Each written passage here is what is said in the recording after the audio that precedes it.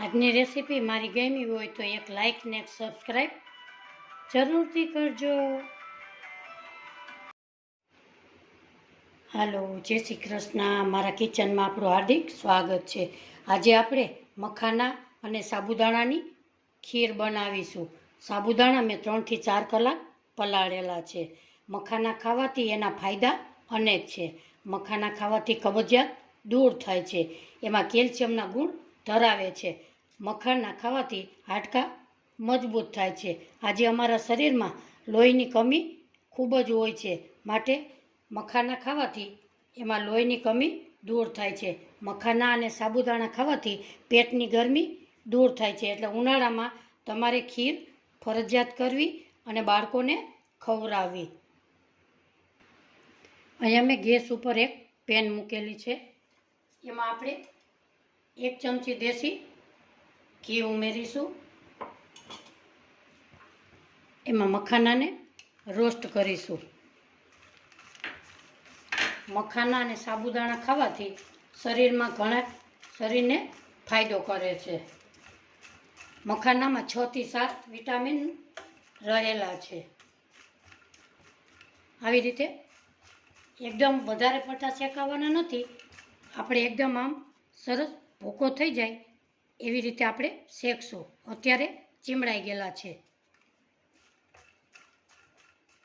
એને ધીમા ગેસે શેકી લેશું. આપણા મખાના અહીંયા સરસ એકદમ રોસ્ટ થઈ ગયા છે. ગેસની ફ્લેમ ધીમી કરીશું અને એને એક પ્લેટમાં કાઢી લેશું. મખાના બીપી કંટ્રોલ કરે છે અને સાબુદાણામાં ફાયદા અનેક છે. પેટની સંબંધિત કોઈ સમસ્યા હોય તો તે દૂર થાય છે. કેલ્શિયમ, આયરન, વિટામિન ભરપૂર માત્રામાં હોય છે. આ જ પેનમાં આપણે 1 લીટર દૂધ ઉમેરીશું.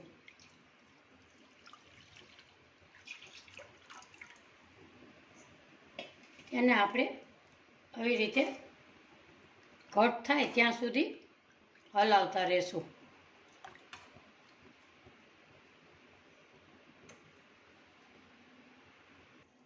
આપણું દૂધ અહીંયા એકદમ સરસ ઉકળી ગયું અને થોડું ઘાટું પણ થઈ ગયું છે.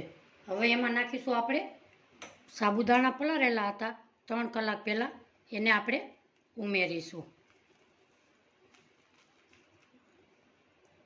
એમાં આપણે મખાના પણ નાખી દઈશું. એને હવે સાબુદાણાને અને મખાનાને પકાવવા દેશું દૂધમાં.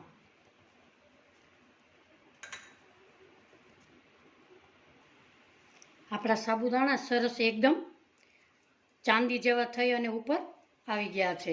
હવે એમાં નાખીશું આપણે અડધો કપ ખાંડ. એમાં તમે ગોળ અથવા મિશ્રી નાખી શકો છો. ડ્રાય ફ્રૂટમાં બદામ અને કાજુ નાખશું. આમાં તમારે કિસમિસ અને પિસ્તા નાખવા હોય તો નાખી શકાય છે. હવે એને 2 મિનિટ આપણે પકાવવા દેશું.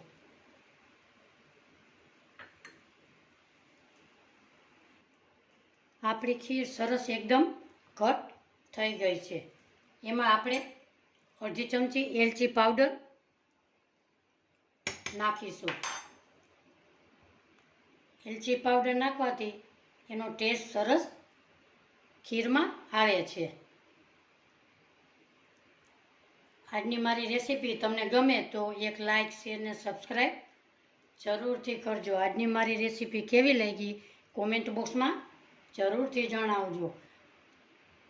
મખાનાની ખીર તમે કઈ રીતે બનાવો છો એ પણ કોમેન્ટ બોક્સમાં જણાવી અને મને કહેજો. આપણી ખીર સરસ તૈયાર છે. આપણે ગેસની ફ્લેમ બંધ કરીશું.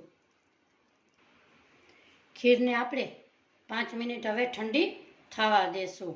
ઉનાળાની સિઝનમાં મખાના ખીર ખાવાથી ખૂબ જ પેટને ઠંડક વળે છે. ઉનાળાની સિઝનમાં તમારે આ ખીર ચોક્કસથી ખાવી જોઈએ. હવે આને આપણે ઠરવા દેશું. આપણી ખીર ઠંડી થઈ ગઈ છે. હવે આપણે સર્વ કરીશું.